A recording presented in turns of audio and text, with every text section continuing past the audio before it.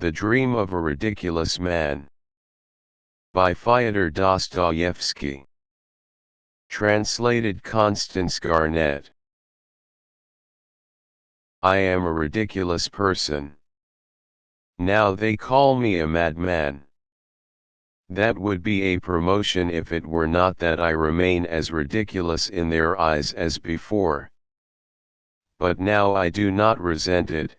They are all dear to me now, even when they laugh at me, and, indeed, it is just then that they are particularly dear to me.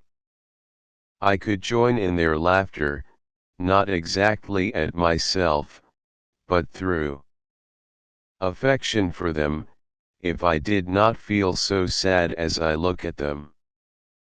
Sad because they do not know the truth and I do know it. Oh, how hard it is to be the only one who knows the truth. But they won't understand that.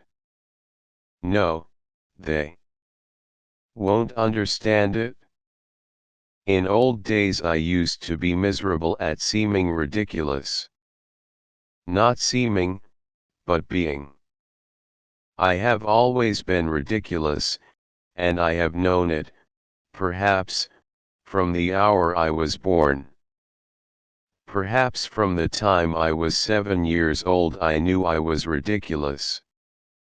Afterwards I went to school, studied at the university, and, do you know, the more I learned, the more thoroughly I understood that I was ridiculous.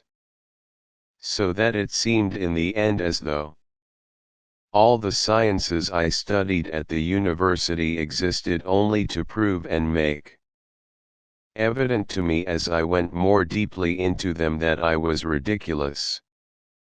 It was the same with life as it was with science. With every year the same consciousness of the ridiculous figure I cut in every relation grew and strengthened. Everyone always laughed at me. But not one of them knew or guessed that if there were one man on earth who knew better than anybody else that I was absurd, it was myself, and what I resented most of all was that they did not know that. But that was my own fault. I was so proud that nothing would have ever induced me to tell it to anyone.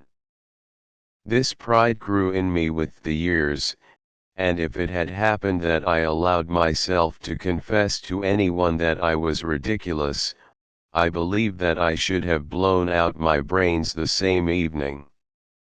Oh, how I suffered in my early youth from the fear that I might give way and confess it to my schoolfellows. But since I grew to manhood, I have for some unknown reason become calmer, though I realized my awful characteristic more fully every year. I say unknown, for to this day I cannot tell why it was. Perhaps it was owing to the terrible misery that was growing in my soul. Through something which was of more consequence than anything else about me, that something was the conviction that had come upon me that nothing in the world mattered. I had long had an inkling of it, but the full realization came last year almost suddenly. I suddenly felt that it was all the same to me whether the world existed or whether there had never been anything at all. I began to feel with all my being that there was nothing existing. At first I fancied that many things had existed in the past, but afterwards I guessed that there never had been anything in the past either, but that it had only seemed so for some reason. Little by little, I guessed that there would be nothing in the future either. Then I left off being angry with people and almost ceased to notice them. Indeed, this showed itself even in the pettiest trifles. I used, for instance, to knock against people in the street, and not so much from being lost in thought. What had I to think about? I had almost given up thinking by that time. Nothing mattered to me. If at least I had solved my problems. Oh, I had not settled one of them, and how many there were. But I gave up caring about anything, and all the problems disappeared. And it was after that that I found out the truth. I learned the truth last November, on the 3rd of November, to be precise, and I remember every instant since. It was a gloomy evening, one of the gloomiest possible evenings. I was going home at about 11 o'clock, and I remember that I thought that the evening could not be gloomier. Even physically. Rain had been falling all day, and it had been a cold, gloomy, almost menacing rain, with, I remember, an unmistakable spite against mankind. Suddenly between 10 and 11 it had stopped, and was followed by a horrible dampness, colder and damper than the rain, and a sort of steam was rising from everything, from every stone in the street, and from every by-lane if one looked down it as far as one could.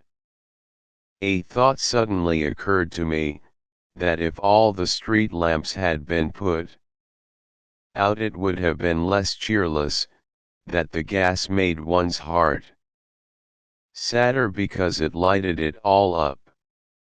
I had had scarcely any dinner that day, and had been spending the evening with an engineer, and 2 other friends had been there also. I sat silent. I fancy I bored them. They talked of something rousing and suddenly they got excited over it. But they did not really care, I could see that, and only made a show of being excited. I suddenly said as much to them. My friends, I said, you really do not care one way or the other. They were not offended, but they laughed at me. That was because I spoke without any knot of reproach, simply because it did not matter to me. They saw it did not, and it amused them. As I was thinking about the gas lamps in the street I looked up at the sky. The sky was horribly dark, but one could distinctly see tattered clouds, and between them fathomless black patches. Suddenly I noticed in one of these patches a star, and began watching it intently. That was because that star had given me an idea. I decided to kill myself that night. I had firmly determined to do so 2 months before, and poor as I was, I bought a splendid revolver that very day, and loaded it. But 2 months had passed and it was still lying in my drawer. I was so utterly indifferent that I wanted to seize a moment when I would not be so indifferent. Why, I don't know. And so for 2 months every night that I came home I thought I would shoot myself. I kept waiting for the right moment. And so, now this star gave me a thought. I made up my mind that it should certainly be that night. And why the star gave me the thought I don't know. And just as I was looking at the sky, this little girl took me by the elbow. The street was empty, and there was scarcely anyone to be seen. A cabman was sleeping in the distance in his cab. It was a child of 8. With a kerchief on her head, wearing nothing but a wretched little dress. All soaked with rain, but I noticed her wet broken shoes and I recall them. Now, they caught my eye particularly. She suddenly pulled me by the elbow and called me. She was not weeping, but was spasmodically crying out some words which could not utter properly, because she was shivering and shuddering all over. She was in terror about something, and kept crying, "Mammy, Mammy." I turned facing her, I did not say a word, and went on, but she ran, pulling at me, and there was that note in her voice which in frightened children means despair. I know that sound. Though she did not articulate the words, I understood that her mother was dying, or that something of the sort was happening to them, and that she had run out to call someone, to find something to help her mother. I did not go with her, on the contrary, I had an impulse to drive her away. I told her first to go to a policeman. But clasping her hands, she ran beside me sobbing and gasping, and would not leave me. Then I stamped my foot and shouted at her. She called out, "Sir! Sir!" but suddenly abandoned me and rushed headlong across the road. Some other passerby appeared there, and she evidently flew from me to him. I mounted up to my 5th story. I have a room in a flat where there are other lodgers. Mr. Room is small and poor, with a garret window in the shape of a semicircle. I have a sofa covered with American leather, a table with books on it, 2 chairs and a comfortable armchair, as old can be, but of the good old-fashioned shape. I sat down, lighted the candle, and began thinking. In the room next to mine, through the partition wall, a perfect bedlam was going on. It had been going on for the last 3 days.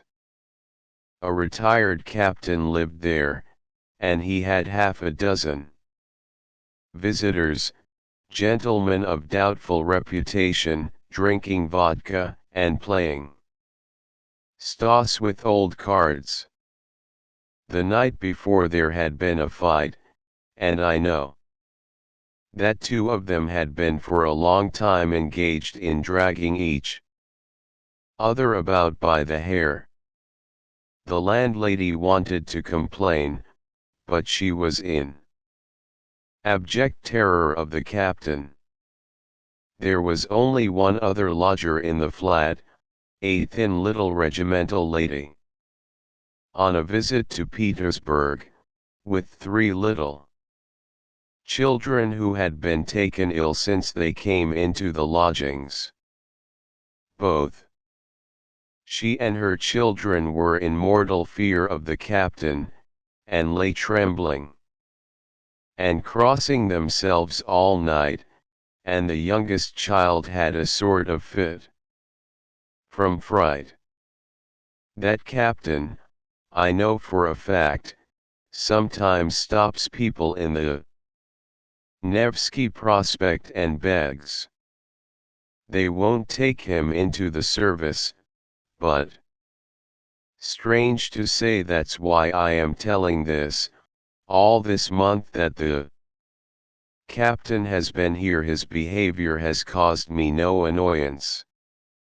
I have, of course, tried to avoid his acquaintance from the very beginning, and he, too, was bored with me from the first, but I never care how much they shout the other side of the partition, nor how many of them there are.